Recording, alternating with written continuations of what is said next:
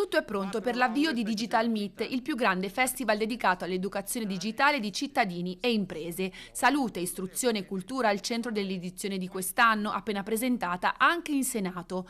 Temi strettamente legati alla situazione attuale, la pandemia e la conseguente necessaria riorganizzazione del lavoro, in particolare attraverso lo smart working, ha infatti costretto quasi 10 milioni di italiani a imparare l'uso della videoconferenza, a fare formazione online, ad acquistare merce su internet. Serve sempre ancora di più l'attenzione e gli investimenti su questo settore. Il Recovery Fund, ad esempio, potrebbe essere uno dei sistemi per investire e far partire con forza anche in Italia quello che è l'investimento sull'innovazione e sul digitale. Secondo una ricerca di Unioncamere, il Veneto spicca per la crescita di posti di lavoro nel digitale e per lo sviluppo di software, ma vanno colmate le differenze tra aree più sviluppate ed altre più fragili e disconnesse come il bellunese e il polesine.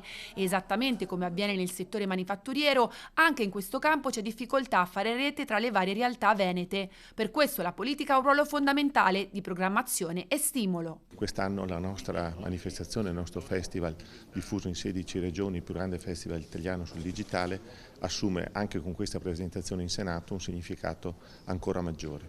Questo è il senso che diamo a questa edizione che abbiamo intitolato Ricuciamo l'Italia.